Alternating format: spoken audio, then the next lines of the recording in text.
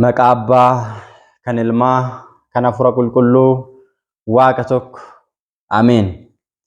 Kabajamtootaa fi jaalatamtoota maatiiwwan Waaqayyoo, ijoolleen Tawaahidoo, hordoftoonni chaayinaalee dhangaa lubbuu hundumti keessan bakkaa fi lafa jirtanitti nageenya Waaqayyoo isiniif haa baay'atu. Akkam jirtu? Akkamii yeroo kana geessanii galannii fi ulfinni Waaqayyoodhaaf haa ta'u. Ani nagaa kooti. Bagaa ayyaana har'a kabajamee oolu ayyaana uumaa keenya Sillaasee baga ittiin sin ga'ee baga walumaan geenye.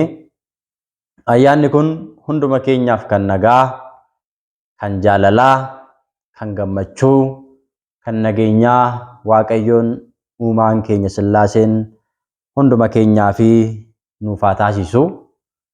Egaa guyyaan har'aa kun guyyaa guddaadha. Guyyaan kun guyyaa addaati.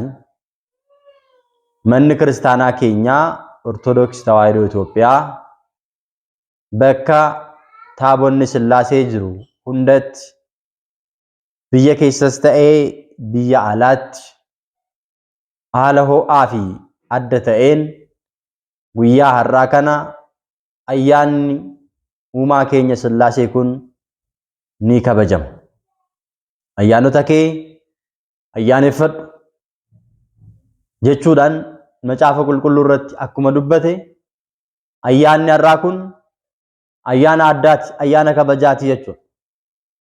Waaqayyoon kan itti galateeffatamu, Waaqayyoon kan itti faarfatamu, kadhannaan namootaa gara fuula Waaqayyootti kan itti dhiyaatu, rakkoo keessa kan jiran, dhiphina keessa kan jiran kadhannaa isaaniin, boo'icha isaaniin Waaqayyoon rakkoo isaanii hundumarraa akka isaan fayyisuuf waan barbaadan hunda akka isaaniif raawwatuu fi akka isaanii godhuuf jecha kan itti himatan, kanaan dura warri kadhatanii wareeggatanii wareegni isaanii isaaniif guute waan barbaadan sana warri Waaqayyoo irraa argatan guyyaa itti wareega isaanii galfatan guyyaa kabajamaa, guyyaa addaa, guyyaa Sillaaseen uumaan keenya ajaa'iba isaa itti raawwatedha jechuudha. Ayyaanni guyyaa har'aa kun maaliif kabajamaa? Maaliif taabonni ba'a kan jedhu laaluu keenyan dursa Sillaasee jechuun maal jechuudha kan jedhu laalla. Sillaasee jechuun tokko sadis jechuudha. Tokko gaafa jennu aangoodhaan, jiraachisuudhaan, uumuudhaan, fayyisuudhaan, kennuudhaan, dhoowwachuudhaan, laachuudhaan Sillaaseen lapheedhaan, amalaan jireenyaan tokkodha. Yaanni Abbaa, yaanni Ilmaa, yaanni Hafuura Qulqulluu tokkodha. Kanaafidha koottaa ni buuna. Akka bifaa fi fakkaattii keenyatti nama ni uumna jechuudhaan seera uumamaa boqonnaa 1:26 irraa kaasnee gaafa dubbisu akkuma argannu Sillaaseen tokkodha kan jennuuf kanaafidha. Sillaaseen sadidha gaafa jennu maqaadhaan, gaheedhaan, qaamaan sadidha. Maqaan sadi gaafa jennu Abbaa, Ilma, Hafuura Qulqulluu.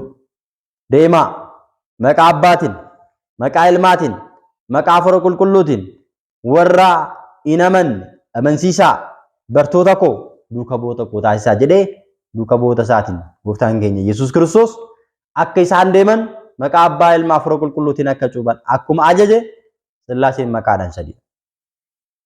Gaheedhaan gaafa jennu gaheen Abbaa dhalchuu, gaheen Ilmaa dhalachuu, gaheen Hafuura Qulqulluu ba'uudha. Dhalchuu gaafa jennu akka ciniinsuudhaan haadhotiin keenya namoota dhaan osoo hin taane jecha ittiin ibsinu waan hin qabneef jecha kanaan ibsina. Maaliif? Samii fi lafti osoo hin uumamin, dacheen kun osoo hin uumamin, uumamoonni hundumtuu osoo hin argamin abbaa kiyya irraatii dhaladhe jechuudhaaniin macaafa fakkeenyaa boqonnaa 8:22 irraa kaasnee gaafa dubbisu akkuma dubbatu Waaqayyo Gooftaan keenya Yesuus Kiristoos haadha malee abbaa irraatii samii irratti akka dhalate dhalachuun isaa immoo abbaa isaatii gadi akka hin taasifne Wangeela Yohaannis boqonnaa 10 lakkoofsa 30 irratti ani fi abbaan tokkodha jechuudhaan mirkaneesseera jechuudha. Sadaffaan qaaman sillaaseen sadi. Abbaan qaama mataasaa fuula mataasaa danda'e qaba. Ilmis qaama mataasaa fuula mataasaa danda'e qaba. Hafuurri qulqulluunis akkasuma. Qaamni sillaasee garuu akka qaama namaa miti. Qaamni namaa murtaawaadha. Asitti argamee iddoo biraatti argamuu hin danda'amu. Qaamni namaa ni caccaba. Qaamni namaa ni bututa. Qaamni namaa ni dullooma. Qaamni namaa ni bultukaa. Qaamni sillaasee garuu akkas miti. Qaamni namaa murtaawaadha. Qaamni namaa mul'ataadha. Qaamni sillaasee garuu akkas miti. As jira gaafa jennu addunyaa guutuu guutee jira. Sillaaseen bakka hunda jira. Qaamni isaa murtaawaa miti. Garuu qaamni namaa murtaawaadha. Qaamni namaa ni qaqqabatama. Qaamni sillaasee garuu hin qaqqabatamu. Garaagarummaan jiru kanadha. Irraa kana sillaaseen qaaman sadiidha kan jennu kanaaf. Egaa waa'ee sillaasee gabaabbinaan erga kana laalle guyyaa har'aa ayyaanni qulqulleetti sillaasee maaliif kabajamaa kan jedhu laata? Macaafa qulqulluu irratti macaafa Isaayyaas raajicha boqonnaa 48 lakkoofsa 20 irratti Baabiloon keessaa bahaayii jedha. Baabiloon jechuun maal jechuudha? Yoo jennee ilaalle walitti mammakamaa jechuudha. Walitti mammakamaa jechuudha. Qamadii fi garbuu yoo walitti makne walitti makamaa jedhama. Makaa qamadii fi garbuu jedhama. Baabiloon jechuun immoo walitti mammakamaa gaafa jennu bara sana keessa namoonni biyya sana keessa jiraatan jireenya hafuurawaa fi jireenya foonummaatiin kan walitti jalaa makame daangaa kan hin qabne seera Waaqayyoo diiguudhaan namoota jiraachaa turan akka jiran kaasa. Yeroo sana namoonni jiraachaa turan jireenya walitti mammakamaa jiraachaa turan. Ganama mana Waaqayyoo kan deeman, galgala mana Xaawootii kan deeman bara keenyas akkuma jiran jireenya walitti mammakamaa gaarii fi yaraa, dhugaa fi soba kanneen kanaan walitti mammakamuudhaan jiraachaa turan. Isaayyaas seenaa jireenya isaanii kana ilaalee Baabiloon keessaa bahaa jedha. Jireenya walitti mammakamaa kana keessaa bahaa jechuusaati. Har'as tokkoon keenya jireenya keenya yoo ilaalle jireenyi keenya walitti nu jalaan makamne ilaala. Gaarii fi yaraan, dhugaa fi sobni, cubbuu fi qulqullummaan walitti nu jalaa hin makamne ilaala. Jennee yoo ilaalle seenaan yeroo sana jiraachaa turan kan saba sanaa har'a sanaaf isin irratti raawwatamaa jira. Bara jireenya keenya keessatti raawwatamaa gaggeeffamaa jira. Har'as namni jireenya walitti mammakamaa jiraata. Ganama mana kiristaanaa deema. Ganama nama waaqaa fakkaata. Galgala immoo mana xaawootii deema. Diyaabiloosiin tajaajila. Lapheen isaa bakka tokko hin jiru. Dhugaa irratti hin hundeeffamu. Galgala soba, ganama soba, guyyaa immoo yeroo tokko dhugaa dubbata, yeroo tokko immoo sobaan deddeebi'a. Namni dhugaa irratti bu'uureffamee jiraatu hin jiru. Jireenyi isaa hundumtuu jalaatii kan walitti mammakame, laphee qulqulluu kan hin qabne, yeroo hundaa hammeenya kan yaadu, waan gaarii gochuu kan hin jaallanne, hinaaffaadhaan lapheen isaa hundi kan guutame, dhaloota jallinaa, dhaloota jallaa ta'uudhaan bara keenya kana keessattis namni faayidaa dhuunfaa fi biyya lafaa irratti qofa bu'uureffamee jiraachaa jira. Bara sanatti namoonni biyya sana keessa jiraachaa turan hoogganaa tokko qabu. Naamruud kan jedhamu. Ba'a biiftuutii ba'anii kutaa biyya Baabiloon keessa yommuu deemaa turanitti dirree Sanaaor bakka jedhamu argatanii iddoo sanitti walitti qabaman. Erga walitti qabamaniin booddee yaadni tokko isaanii dhufe. Yaadni isaanii dhufe kun yaada gaarummaa miti. Namoonni gaafa walitti qabaman gaarummaadhaaf kan walitti qabaman jiru, jaalalaaf kan walitti qabaman jiru, hojii gaariif kan walitti qabaman jiru, faallaa kanaa jibbaaf kan walitti qabaman jiru, hammeenyaaf kan walitti qabaman jiru, hojii gaarii hin taaneef kan walitti qabaman jiru. Jarri kun hojii gaariif osoo hin ta'in hojii hamaaf waaqayyoon galateeffachuuf osoo hin taane waaqayyoon tajaajiluuf osoo hin taane waaqayyo irratti ka'uudhaaf walitti qabamanii jiru. Erga walitti qabamaniin booda yaada tokko yaaduu jalqaban. Biyya lafaa kana keessatti kabajamnee jiraachuu ni dandeenya. Biyya lafaa kana keessatti waan barbaadnu hunda guuttannee jiraachuu ni dandeenya. Garuu waa hunda guuttannee waa'ee biyya lafaa kana hunda sakattaanee biraa akka hin geenye ogummaa kan nu dhorkate, beekumsa kan nu dhorke, cubbuus ta'ee gaarummaa akka fedha isaatti namni akka jiraatu kan daangesse Sillaasee waan ta'eef koottaatii gamoo ijaarree dhoqqee walitti sassaabnee gamoo ijaarree achirra dhaabbanneetu Sillaasee waraanna jedhaniitu walii galaniidha. Yaada hammeenyaa kanarratti walii galan. Akka nuti cubbuun hojjennu, akka nuti akka feenetti hin jiraanne, akka nuti yeroo hundumayyuu jireenya keenya keessatti akka fedhii keenyatti hin jiraanne kan nu daangessu kan nu dhorku Waaqa isa jedhamu Sillaasee waan ta'eef, Abbaa Ilma Hafuura Qulqulluu waan ta'eef koottaatii isa waraannaa jedhan. Har'as jallummaadhaan kan jiraatan, waaqayyoon jaalachuu caala gammachuu foon isaanii kan jaallatan, waaqayyoon gananii warra kaanis kan gansiisuudhaaf dadhaban, jalloonni warri ta'an yeroo hunda yaada mataa isaanii fi yaada addunyaa, yaada foonummaa isaanii irratti bu'uureffamanii kan gaggeeffamanii fi yeroo hunda kan jiraatan, jalloonni yeroo hunda yaadni isaanii kana. Nama waaqayyo irratti ka'u, waaqayyo irratti ka'u. Daandii dhugaa dhiisanii daandii sobaa deemu. Qulqullummaa irraa fagaatanii jallina faana bu'u. Dhugaa irraa fagaatanii sobaan deddeebi'uun hawwii garaa isaanii waan ta'eef yeroo hunda mana waaqayyoos ta'e waaqayyoos nama waaqayyoos hin jaallatan. Koottaayii jedhan. Kanaan booda piraamidii ijaaruu jalqaban. Gamoo ijaaruu jalqaban. Dadhabbii guddaadhaan itti dadhabanii gamoo sana ijaaranii achirra dhaabbatanii waaqayyoon waraanuu jalqaban. Namni waaqayyoon waraanuu danda'u gonkallee hin jiru. Namni waaqayyoon wajjin wallolee mo'achuu danda'u gonkallee hin jiru. Diinni Daabiloos garuu kallattii ittiin isaan balleessuu barbaadu gaafa barbaadu laphee isaanii jabeessuudhaan akka isaan cubbuu hamaa kana waaqayyo irratti ka'an taasise. Macaafa qulqulluu keessatti cubbuu namni hojjete hundumtuu isaaf ni haqama ni dhiifamaaf. Namni hafuura qulqulluu irratti ka'u garuu cubbuun isaa isaaf hin dhiifamuu jedha. Namni waaqa irratti ka'u garuu cubbuun isaa isaaf hin dhiifamuu jedha.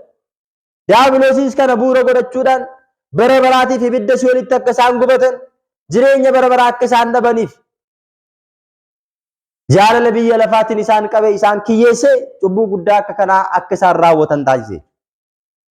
Gamoo sanirra dhaabbatanis ijaaranis ol bahanii achirra dhaabbatanii waaqa bira geenye samiitti ol dhiyaanneerra bira geenyee waraanna jedhanii gaafa isaan yaadan Sillaaseen hojii isaanii hammeenyaa kana ni ilaalanidha.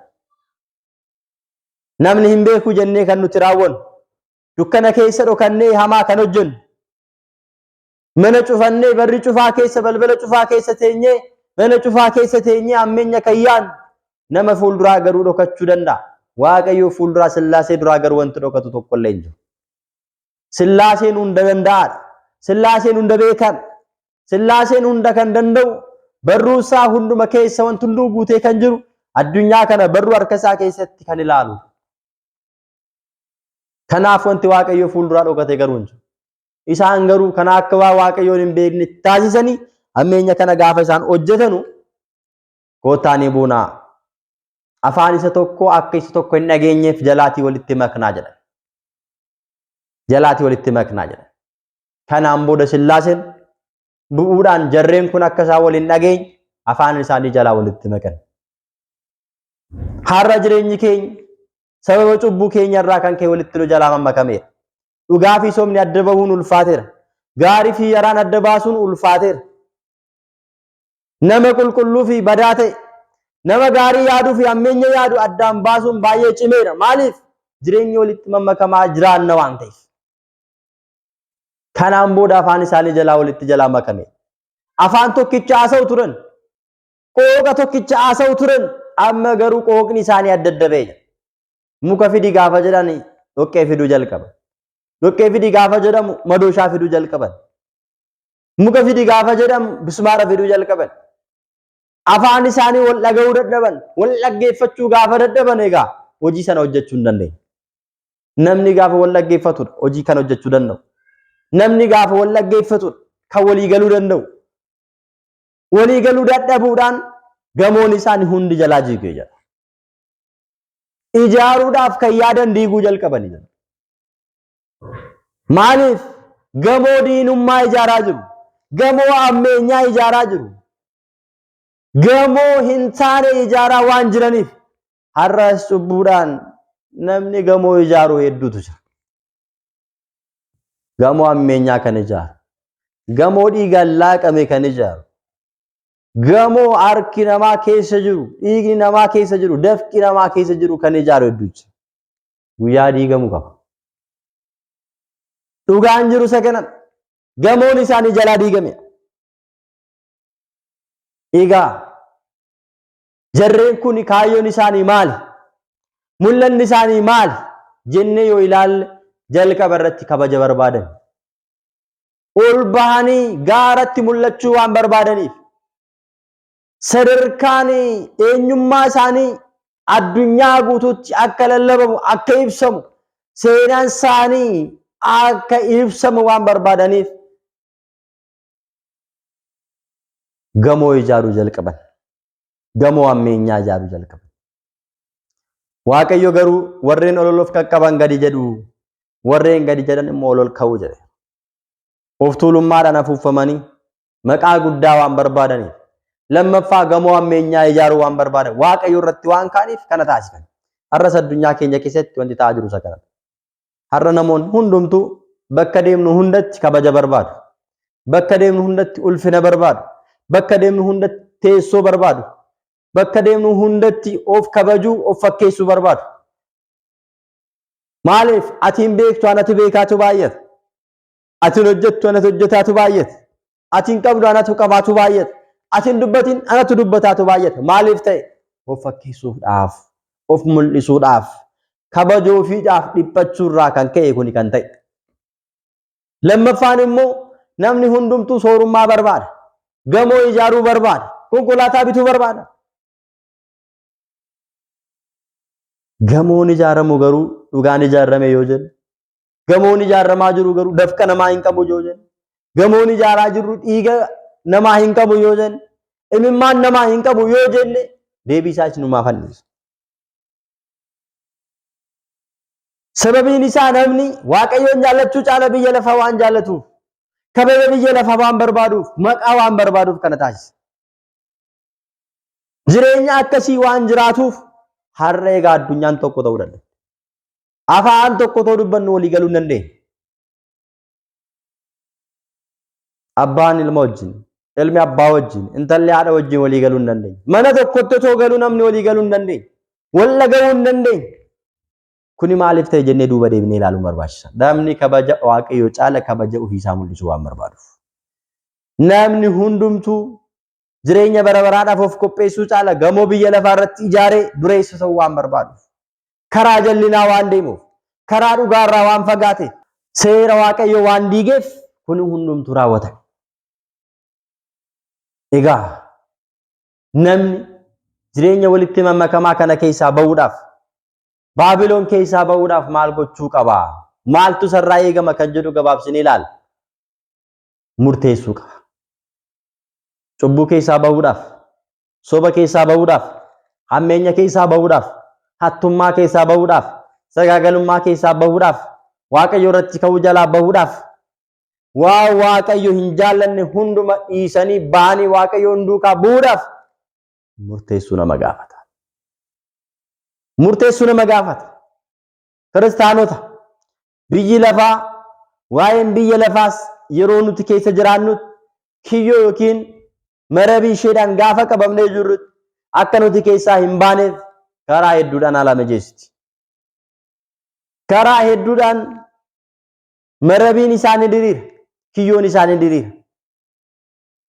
Jaalala qarshiin akka qabamu, cubbuudhaan akka nuti guutamu, waa'ee Waaqayyoo akka nuti irraanfannu, maqaa Waaqaa akka waamuu dhiifnu, nyaata keenya irratti dhugaatii keenya irratti baanee galuu keenya irratti galgala gallee galata waaqaa akka nuti hin jenne karaa adda addaatiin ganama kaanee nagaan nu oolcha akka nuti hin jenne maqaa waaqaa akka nuti hin waamne addunyaan kun karaa hedduun haala mijeessiti. Karaa hedduun haala mijeessiti. Kana keessaa bahuudhaaf garuu murteessuu nu gaafata. Namni hedduun jireenya walitti mammakamaa keessa jira. Waaqayyoon laphee qulqulluun amanuu dadhabuu isaarraa kan ka'e ganamaaf galgala kallattii ittiin mana ijaarratu, kallattii ittiin konkolaataa bitatu, kallattii ittiin gamoo ijaaru qofa yaadee mana tonkolaa kan dhaabbatu jira. Mana dabtaraa kan dhaabbatu jira. Mana xaawotii kan dhaabbatu jira. Waaqa tolfamaa kan waaqessu jira. Daabiloosiif kan bulu jira. Dhiiga isaa fuudhee jaatamii jaaf hafuura seexanichaadhaaf kan ittiin mallatteessu jira. Daa'ima isaa fuudhee kan laatu jira. Kan namaa qabee kan kennu jira. Kun hunduu kan raawwatamuuf, kun hunduu kan dadhabamuuf mootummaa Waaqayyoo galuudhaaf isinitti fakkaatin. Daabiloosiin waaqessuudhaaf, ijoollee isaa ta'uudhaaf, maallaqa walitti qabachuudhaaf, kabaja biyya lafaa irratti argachuudhaaf, kaffi jedhanii mul'achuudhaaf.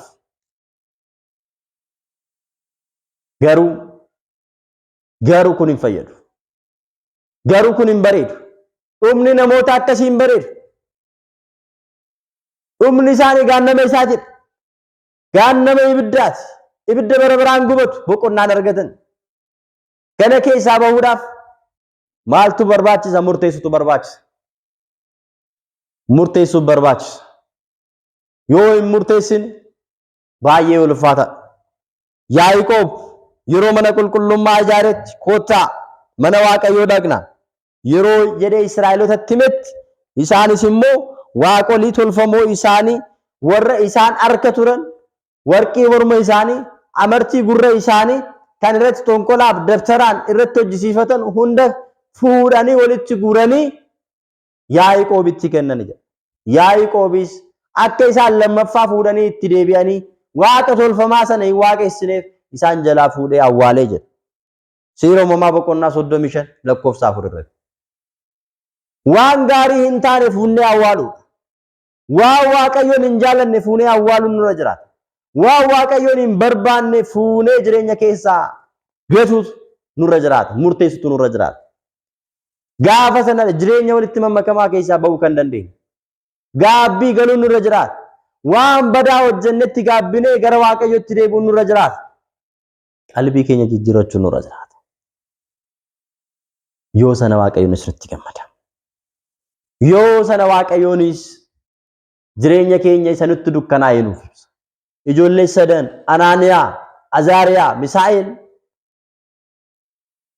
mootichi Nabukadnezar yeroo fiinoon afuufame, yeroo sagalee kiraaraa dhageessan, yeroo sagalee dibbee dhageessan, waaqa tolfamaa ni dhaabe kanaaf kufaa sagadaa yommuu isaaniin jedhu gaafa isaan didanitti eenyutu harka keenya keessaa si oolchuu danda'a? Eenyutu harka kiyya keessaa si oolchuu danda'a jechuu yommuu inni itti dhaadatu isaan garuu oolchuun maa yoo ta'e Waaqayyoon inni itti waaqessin Waaqayyoon keenya uumaan keenya ibidda baba'u kana keessaa nu oolchuu ni danda'a jechuudhaan dhugaa kan ba'an kan oolan Baabiloon keessaatii kan oolan isaanii. Aniif isinis akka ijoollee sadanii kana ta'uu nurra jira. Jireenya walitti mammakamaa sana keessaa, jireenya ibiddaa sana keessaa, jireenya cubbuun guutame keessaa, jireenya hammeenyaan guutame keessaa bahuudhaaf murteessuu nurra jira. Lammaffaa baqachuun nurra jiraata. Baqadhaa jedha Waaqayyoon. Lafa cubbuutii baqadhaa, lafa hammeenyatii baqadhaa, lafa tibiitiin yookiin immoo lafa of tuulummaan hin jiruutii baqadhaa, lafa waaqolii tolfamoon itti waaqeffamuu baqadhaa, lafa walirratti ka'uu lafa jibbi jirurraa baqadhaa, gara Waaqayyootti deebi'aa, gara mana isaatti baqadhaa. Baqadhaa. Nuti garuu har'a eessatti baqachaa jirra? Gara mana Waaqayyootti moo, gara gaabbitti moo, gara kadhannaatti moo, gara sagadaatti moo, gara fooniif dhiiga isaatti moo, gara cubbuutti baqachaa jirra? Addaan baafannee ilaaluun barbaachisa. Namni har'a kan itti baqachaa jiru gara mana dhugaatii, gara mana sirbaa, gara mana ejjaa, gara mana daankiraa, gara foon gammachiisu lubbuudhaaf garuu ibidda bara baraa kan qopheessu gara sitti baqachaa jiranan diiyaabiloos bakka itti waaqeffatamu bakka maallaqni guddaan itti argamu bakka bultoo diiyaabiloos bakka dhiiga diiyaabiloofis itti kennan bakka aarsaa isaaf itti geessan itti baqachaa jiranan jireenya walitti mammakamaa akkasii keessa jiraat kanaaf achi keessaa bahuudhaaf murteessuu gaafata baqachuu gaafata bahuu gaafata waaqayyoon Abrahaamin waaqayyoon biyya kee keessaa maatii kee keessaa obbolaa kee keessaati garaan biyya sitti agarsiisutti dhaqi baqadhu achi keessaa bahi waaqolii tolfamoo sana dhiisi bahi warra ammeenya hojjetan dhiisi bahi garananitti si waametti kootu anisis sanyii kees ijoollee kees nan eebbisaa akka urjiiwwan samirraa akka cirracha galaana ani sanyii kee hunda nan eebbisaatti seera uumamaa boqonnaa 12 lakkoofsa tokko irratti jireenyi keenya akka eebbifamu yoo barbaanne bahuun nurra jiraata cubbuu keessa ammeenya keessa inni bara darbee nu gaa jennee murteessuun nurra jiraata yoo kana hin taane garuu ni ulfaata murteessinee bahuun nurra jiraata yoo murteessinee baane yoo abdii keenya waaqayyo irra godhan yoo laphee keenyaan gara waaqayyootti deebine jireenya walitti mammakamaa sana keessaa bahuu dandeenya yoo jireenya kana keessaa hin baane garuu baay'ee ulfaata kanaafuu guyyaa har'aa kan mana kiristaanaa hundumatti namni akka inni cubbuurraa deebi'u akka inni cubbuu jalaa baqatu akka inni yakkarraa fagaatu akka inni qalbii isaa jijjiirratu mootummaa waaqayyoo dhiyaateera gaabbii galaa gara waaqayyootti dhiyaadhaa gara waaqayyootti deebi'aa akkuma jedhe macaafa irratti akkuma barreeffame namni gara waaqatti akka deebi'u barsiifamaa oola namni gara gaabbiitti akka deebi'u barsiifamaa oola garuu meeqaatudha garuu meeqaatutti jiraata garuu meeqaatu gurra isaa itti qabee dhaggeeffate hojiitti kan jedhu sidumaa fa'i egaa guyyaan irraa guyyaa guddaan kun sababa kanaaf hunduma keenya sillaaseen hammeenya keessa jibba keessa jireenya walitti mammakamaa keessa humna afuura hamaa jalaa baqannee gara waaqayyootti akka nuti dhiyaan hidhaa diiyaabiloos irraa hidhaa cubbuurraa akka nuti hiikamne mana isaa keessa jiraan akka gaabbii gallu fooniif dhiiga isaa akka fudhannu kadhannaatti akka jabaannu sagaletti akka cimnu isa akka galateeffannee bara baraan jireenya bara baraa argannu waaqayyoon hunda keenya nu haa gargaaru akkuma har'aan nu ga'e waggaa kanaanis nu haa ga'u sillaaseen hunduma keenya faana haa ta'u ምስባተ ለእግዚአብሔር ለወላዲቱ ድንግል ወለመስቀሉ ክብር ይቆየን አሜን